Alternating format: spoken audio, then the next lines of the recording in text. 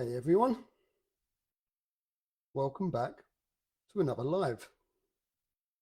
I'll just get set up, make sure I can see comments coming through, and just so I can see them, say hi if you are watching. And how's your day going?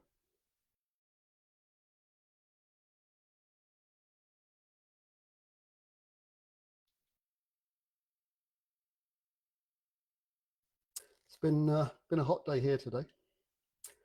Got a bit of thunder in the background, but I'm glad to be back and on to another live. So, what are we talking about today? Well, you promise. What do you promise? Let's see. So you promise yourself you'll stay calm with your partner. But one comment, one tone, one look, and it's gone. What happens? You're back in conflict. Again, that sinking weight in your chest, the heat rising in your face, the knot in your stomach that tightens with every word. You tell yourself to stay calm. But inside, you're already bracing for the same fight all over again. Maybe it's that sarcastic, really? Before you've even explained your side. Or the sudden silence that tells you that the walls just went up. Perhaps it's saying the same thing you swore you wouldn't say, or doing the same things you promised you wouldn't do. If this keeps happening, it's not just them, it's you too. And that's not a bad thing. It means you have the power to change it. You can choose to break the cycle, stop the damage, and learn to manage conflict in a way that actually protects the relationship you want to keep. If you've been with your partner for years, you already know that it's not the big blow-ups that wear you down. It's the repeating arguments that never get resolved. If you've ever been in conflict and thought, can't we just skip the credits already? Let me know in the comments.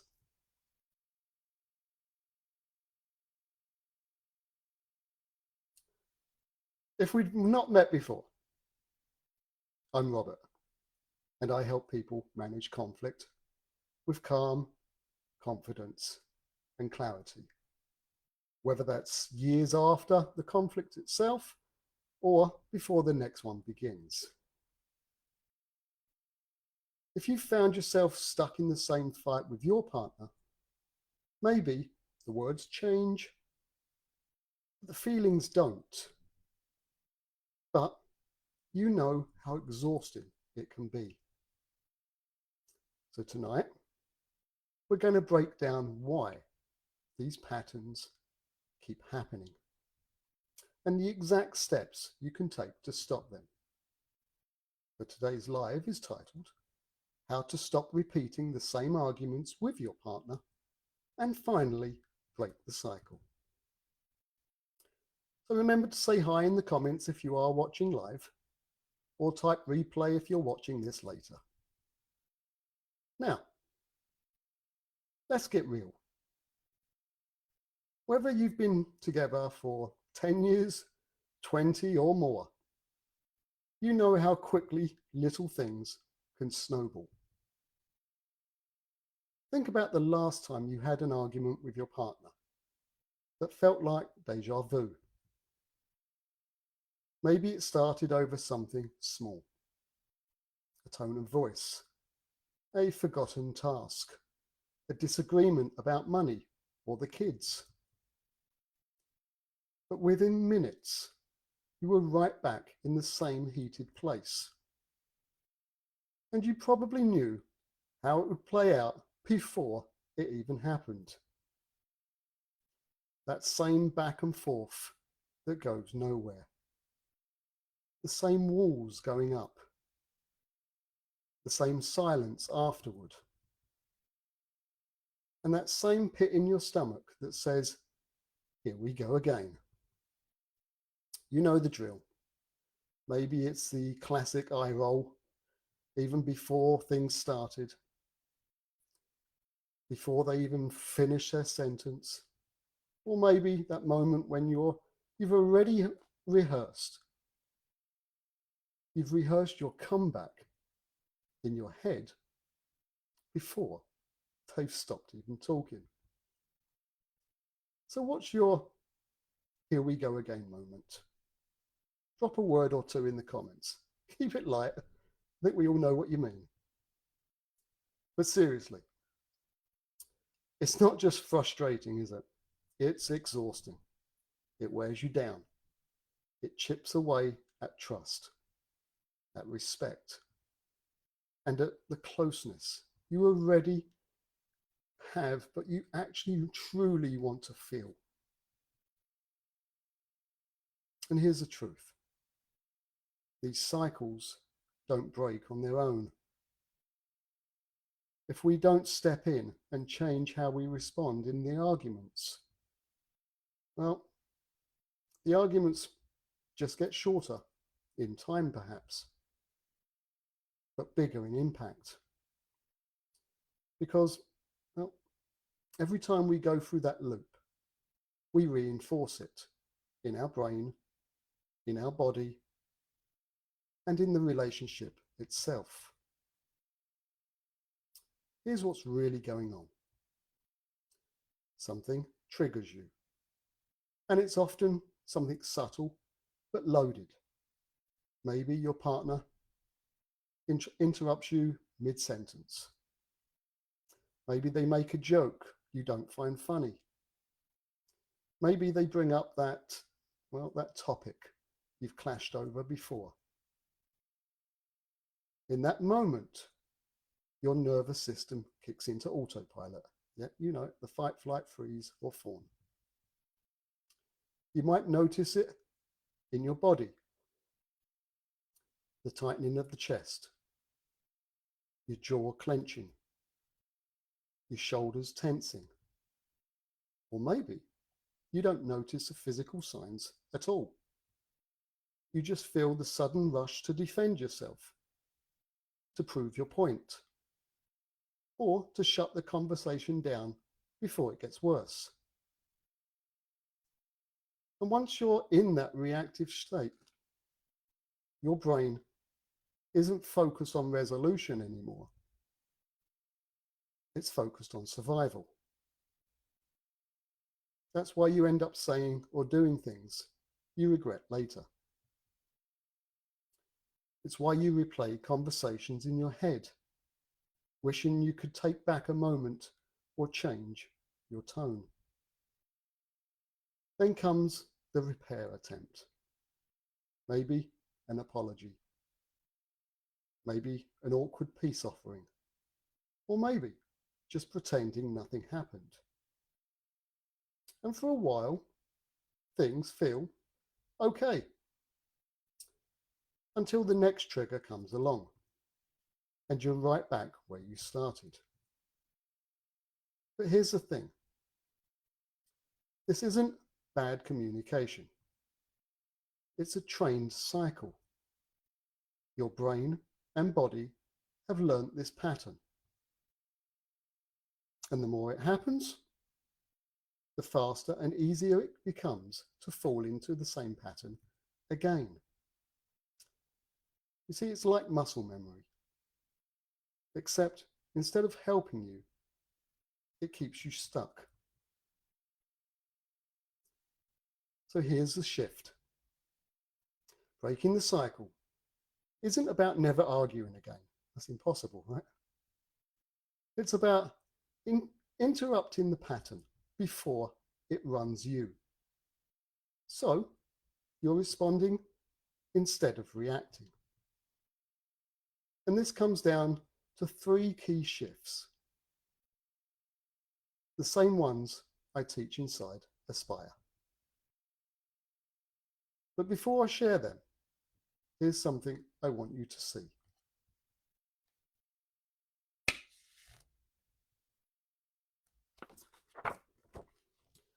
So this is a conflict recurrence mapping tool. And it's a tool to help us do exactly that, to map the conflicts that we face. And if I can hold it close enough and straight enough to the screen, you'll kind of get an idea. Yes, I'm old school with the paper, but there is a PDF version on the website. Okay? So it's a simple tool, but a powerful way to map out exactly how your arguments start, build, and repeat. Every time you go through one of these loops, even if the topic changes, your brain and body get more fluent in the pattern. Which means next time, you'll get there faster without even realizing it. So, if we want to stop repeating the same arguments, we need to learn how to disrupt the loop. And here's how we do that. The first shift is to recognize the moment before the explosion. We can't stop what we can't see. You have to learn to spot the exact moment your body shifts into conflict mode. That could be the tightening of your chest, your tone sharpening, a rush of heat into your face, or even that sudden urge to prove your point right now. The earlier you notice, the more choices you have. In the conflict recurrence mapping tool, this is a point we mark as the trigger. Everything that comes after is the pattern, and your power is in catching it early. Next up, what's happening without blame? Once you've noticed it, you need to bring it into the open in a way that reduces tension instead of adding to it. Instead of accusing, you're not listening to me. Try. I'm starting to feel tense. Can we pause and talk this through? This does 2 things. It takes the heat out of hiding. No more silent resentment, and it's certainly not building in the background. Gives your partner a chance to meet you in a calmer space. And yes, there are times when the other person or the person on the other side isn't in a place to meet you halfway. That's why we also work on boundary-based naming. Here's an example. I'm going to take a break and come back to this when we're both calmer. Lastly, we have choose one aligned action. This is where we interrupt the loop for real. Not by winning the argument, not by shutting down, not by choosing a single step that reflects the version of you who can handle this with calm and clarity. That could be as simple as, I need 5 minutes. I'll come back when I'm ready. Or, I hear you, and I need to think this through before I answer. Small actions matter. In the conflict recurrence mapping tool, this is the point where the loop breaks. And the more practice break in it, the less control the cycle has over you. When you put this shift together, recognizing, naming, and acting in alignment, you start to retrain your brain and body.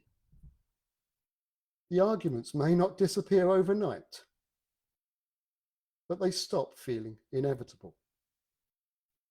And you start walking away with that feeling of being respected and not resentful.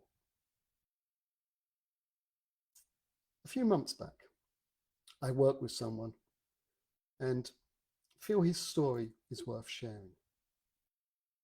Dan and his partner were having screaming matches every night.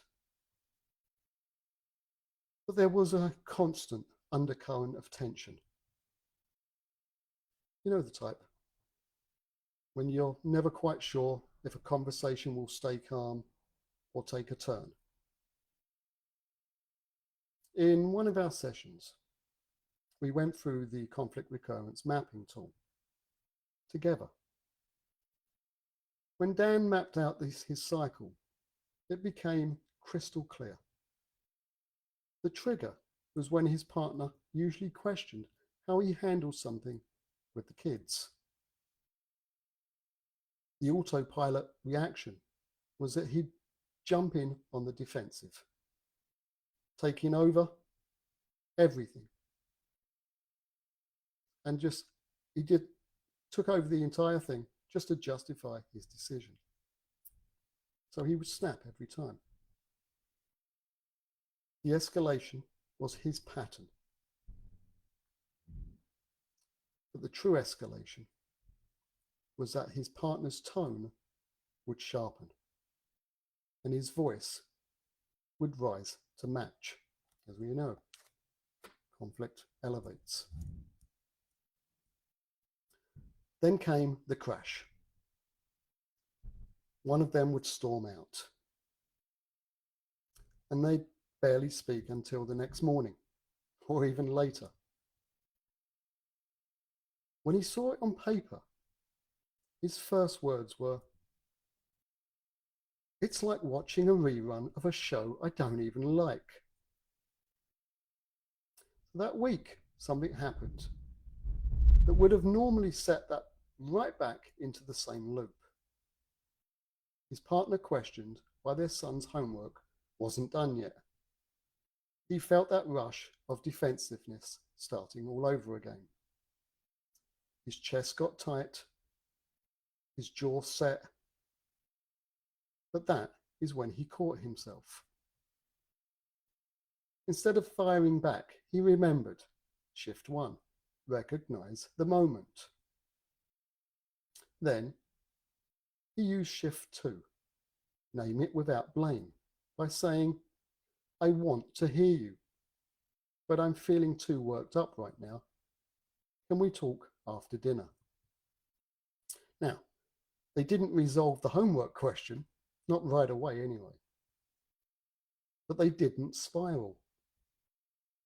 And that, for Dan, was a win. It was the first time in years their disagreement didn't turn into an all-night standoff. That one moment didn't fix everything, but it proved to him and to his partner that the cycle could be broken. And once you have that proof, you can build on it. How about you? How have you come to recognize the moment? Name it. And take action to break the cycle. Type cycle in the comments if you still struggle with this.